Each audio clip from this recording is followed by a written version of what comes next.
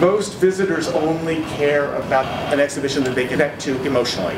We're very bad about that too. We always take the intellectual approach. There's all this information and you should love it, but they don't, in fact. The other thing that was very surprising is that staff is conditioned these days to self-edit. And so although this was a kind of think tank for thinking big about a project up front, they were self-editing to the point of saying, you know, well, I'm not even going to put this idea out there because it would be too expensive. And the point of this process is to start earlier so that if we have a big, great idea, we can find funding for it.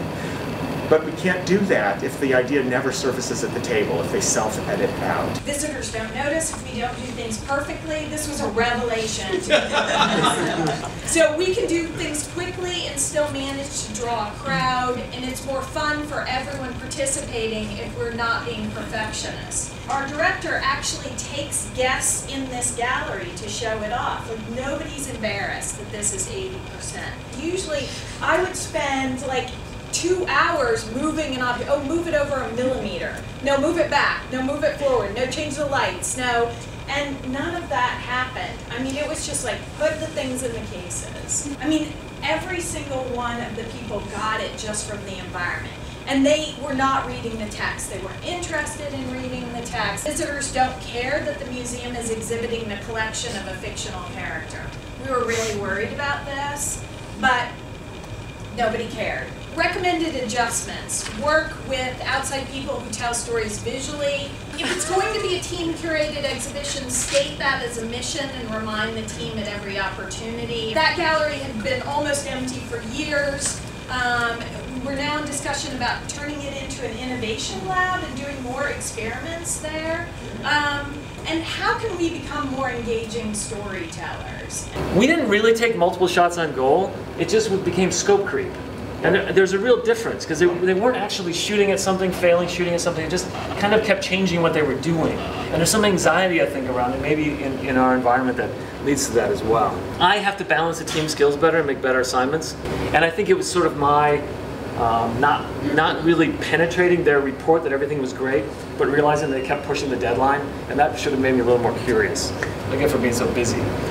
We were talking a little bit about where to go with this, right? And carving out the space, time, and resources. We're trying to develop a kind of a roadmap of how we would go into some more projects, like someone, I don't remember which one, he was talking about creating a lab space. We're talking about both physical and virtual lab space. We want to put a lab space online and let people share in this process of being creative with us. We need to start taking some pride in making failures, right? We took a shot, it didn't work, here's what we learned, here's our next shot. Rather than we took a shot, it was really cool, it failed, so we quit. Thank you. Programmer, we don't turn it, so yeah, appropriating other people's ideas. Oh, someone else has already done that, but maybe it's new for us. We can do it in our own way. An innovator loves criticism because it's a way to learn. And someone said that if someone gives you criticism, that means you're worth improving. Instead, all the power went to the Greens, and the Greens just kept running off the track, left and right and left and right. And I'm sure it was all very exciting, but nothing was getting done. And when I asked them if things were getting done, they said, of course, it's fabulous. But what I discovered was that when I empowered the rest of the team, brought them up to the level of the curators, my greatest challenge was not with the curator, it was with everyone else abdicating that role, saying, I would just rather the curator tell me what I'm supposed to do.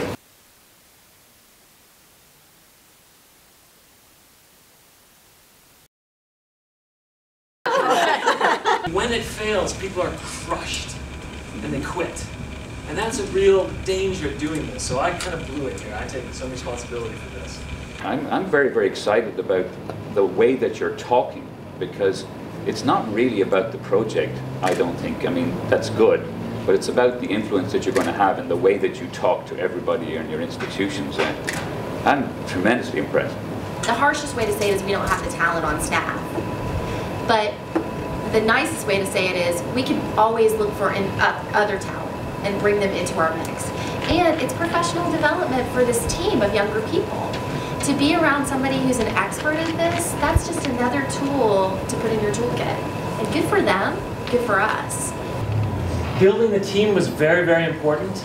And I'll sort of take ownership of the fact that I ended up putting an innovator in charge of coordinating a project. It was just sort of like, ooh, squirrel. The trouble, the risk here of doing this is that when you get people who are truly innovative and keep thinking of all the terrific new ideas, is that when they try to execute that idea without all the organization and structure and team around it, the likelihood of that idea failing is much, much higher. And when it fails, it's just devastating. I also think we sort of didn't get enough wow, because as the deadlines encroached and as more sort of control had to go into the project to make sure we got something done, it lost its kind of energy and inspiration. And the goal became just get it done rather than do something really exciting. We also didn't really understand iteration in this team. Instead of iteration, sort of like produce something, see how it goes, take the feedback, adjust, produce something new. It was just more and more ideas. So when you say to someone, go be iterative, I think there's sort of not enough coaching and mentoring for us. Instead, it was sort of go have more ideas, which isn't really iteration. Plus, we're not very skilled yet at making failed attempts, owning up to them, and using that as fuel for the next attempt, because failure is not okay in many ways. All of us were thin at staff, and it's very hard to say, you, whose job 99% of the time is to maintain the website, go and do something innovative. Oh wait, the website's broken, can you go back and fix it again? And it's just kind of difficult for someone to be in both worlds at the same time, when the pull and the easy path is always to go back and do the maintaining. We need to find the people with the right skills, give them the time and resources, and give them the mentoring and coaching. We're developing a roadmap for how now to build on this and move this into new iterations. We've carved out a lab space in the office area to do iterative work. We're now looking at how we put a kind of lab space on the web where we would actually engage our online visitors to give us feedback and participate in the experiments. Wait for the staff to stand up in front of each other and say, I tried this, it didn't work. Instead of everyone booing, it would be, I tried this, it didn't work, so here's what I've learned and here's what I'll do next.